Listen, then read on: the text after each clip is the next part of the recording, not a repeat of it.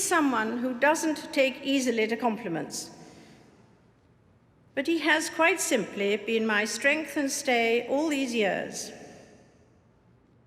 And I and his whole family, and this and many other countries, owe him a debt greater than he would ever claim or we shall ever know.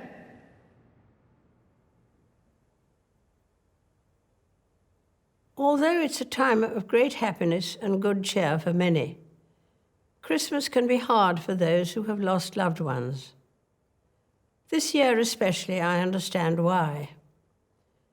But for me, in the months since the death of my beloved Philip, I have drawn great comfort from the warmth and affection of the many tributes to his life and work, from around the country, the Commonwealth, and the world.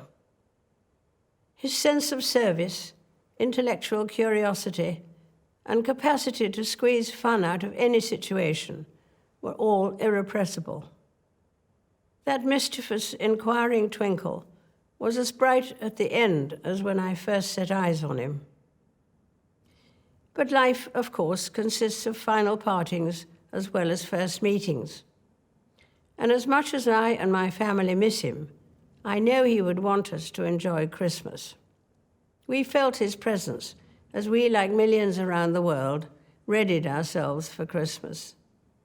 While COVID again means we can't celebrate quite as we may have wished, we can still enjoy the many happy traditions.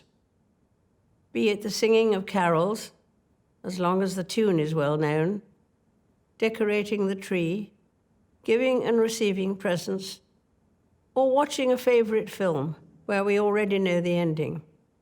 It's no surprise that families so often treasure their Christmas routines. We see our own children and their families embrace the roles, traditions, and values that mean so much to us, as these are passed from one generation to the next, sometimes being updated for changing times. I see it in my own family, and it is a source of great happiness. Prince Philip was always mindful of this sense of passing the baton. That's why he created the Duke of Edinburgh's award, which offers young people throughout the Commonwealth and beyond the chance of exploration and adventure. It remains an astonishing success, grounded in his faith in the future. He was also an early champion of taking seriously our stewardship of the environment, and I am proud beyond words that his pioneering work has been taken on and magnified by our eldest son, Charles, and his eldest son, William, admirably supported by Camilla and Catherine, most recently at the COP Climate Change Summit in Glasgow. Next summer, we look forward to the Commonwealth Games. The baton is currently travelling the length and breadth of the Commonwealth, heading towards Birmingham, a beacon of hope on its journey. It will be a chance to celebrate the achievements of athletes and the coming together of like-minded nations. And February, just 6 weeks from now, will see the start of my Platinum Jubilee year, which I hope will be an opportunity for people everywhere to enjoy a sense of togetherness, a chance to give thanks for the enormous changes of the last 70 years, social, scientific, and cultural, and also to look ahead with confidence. I'm sure someone somewhere today will remark that Christmas is a time for children. It's an engaging truth, but only half the story. Perhaps it's truer to say that Christmas can speak to the child within us all.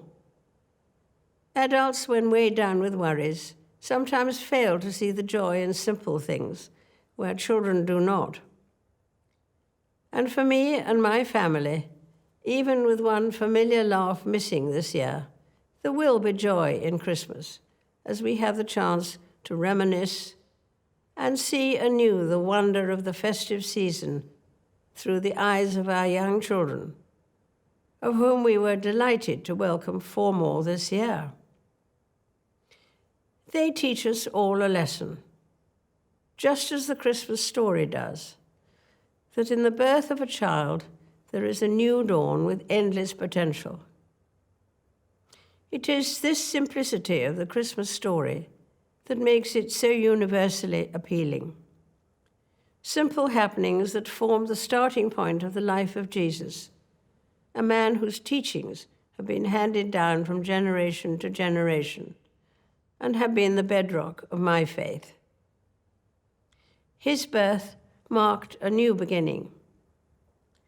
As the carol says, the hopes and fears of all the years are met in thee tonight.